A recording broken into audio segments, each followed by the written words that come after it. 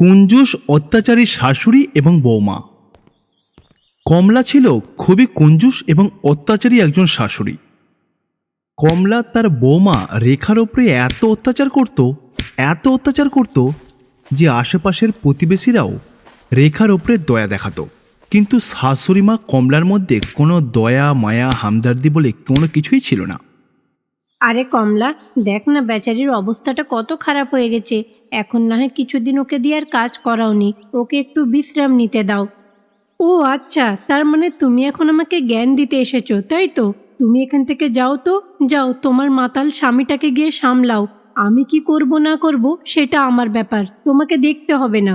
ভগবান যেন তোমার মতো শাশুড়ি কোনো শত্রুকেও না দেয়। কমলার ছেলে আমান রেখাকে ভালোবেসে বিয়ে করেছিল। ভালোবেসে বিয়ে এই ব্যাপারটাই কমলা একদমই পছন্দ করেনি। আরে মা, রেখা কোথায় গো? অনেকক্ষণ ধরে ওকে খুঁজছি, কোথাও তো খুঁজে পাচ্ছি না।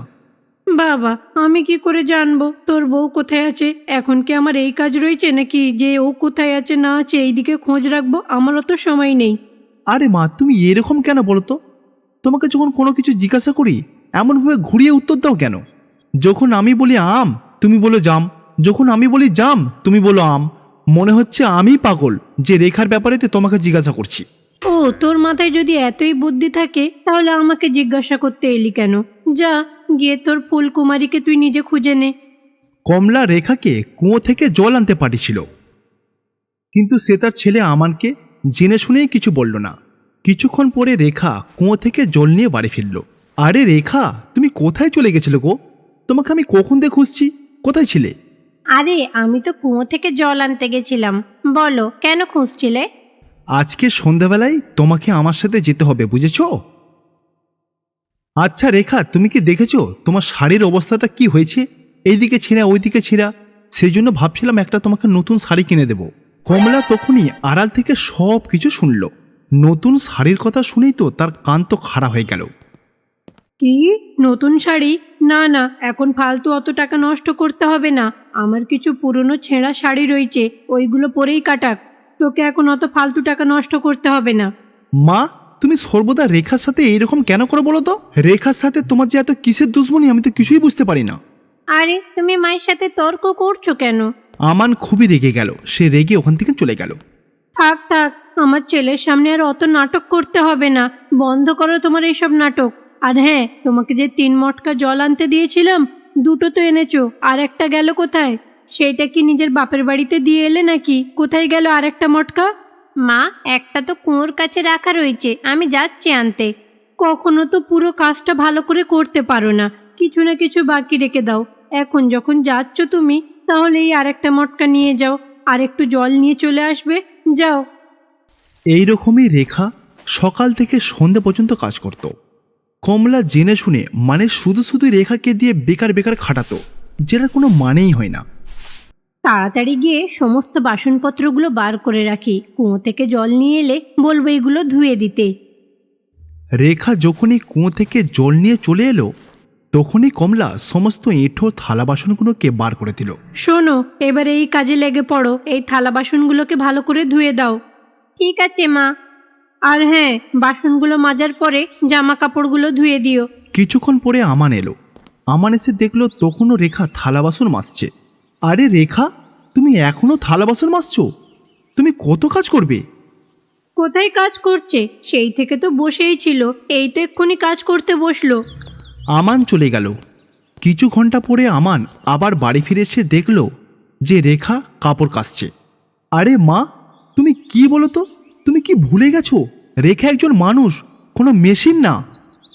শোন বাবা, আমি কিন্তু সব বুঝতে পারি। আর ও বাড়ির বৌমা, ও যদি কাজ না করে কে করবে? তুই যা, ভেতরে গিয়ে বস। সারাদিন গাধার মতো কাজ করে রেখার অবস্থা খুবই খারাপ হয়ে গেছিল। মা, আমি এখন কিছু খেয়ে নি। হ্যাঁ, আমার না খুব খিদে পেয়েছে। আচ্ছা ঠিক আছে, খেও, কিন্তু হ্যাঁ কম করে খাবে। আর এরই মধ্যে থেকে রাতের জন্য খাবার বাঁচিয়ে রেখো। রেখার একটা খুবই সাদাসিধে ভাই ছিল যার নাম ছিল কিষান। সে একদিন রেখার সাথে দেখা করতে এলো। আরে রেখা দি, তোমার সাথে অনেক দিন হয়ে গেছে দেখা হয়নি। আরে ভাই কিষান, তুই এখানে? তোকে দেখে আজ আমি খুব খুশি হয়েছি। অনেক দিন পর তোর সাথে দেখা হলো। দিদি তুই এখনই আমার সাথে মার্কেটে চল, অনেক দিন হয়ে গেল তোর সাথে ফুচকা খাইনি। দিদি তোর কি মনে আছে আমরা মাঝে মাঝে ফুচকা খেতে যেতাম মার্কেটে, আর তোর আর আমার মধ্যে ফুচকা খাওয়ার কম্পিটিশন হতো, তাই না? হ্যাঁ ভাই, মনে তো আছে, কিন্তু এখন তো বাড়িতে আমার শাশুড়ি মাও নেই, আর তোর জামাইবাবুও নেই। আমি বাড়িটাতে একা রয়েছি, কি করে যাই বলতো?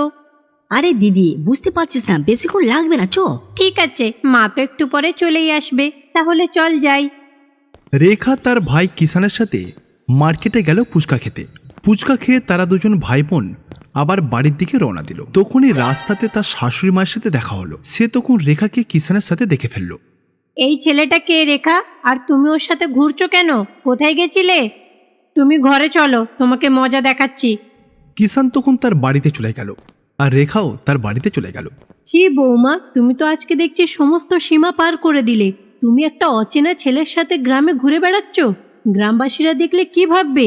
আমি তো দেখছি এই গ্রামে আর মুখ দেখাতেই পারবো না। আরে মা, আপনি আমার কথাটা শুনুন। না না, আমি আর তোমার কোনো কথাই শুনবো না। তুমি ভুল করেছো, তোমাকে শাস্তি পেতেই হবে। কমলা তখন একটা লাঠি নিয়ে এলো আর রেখাকে বেধড়ক পিটতে শুরু করে দিল। মা, আমাকে মারবেন না, আমাকে ছেড়ে দিন।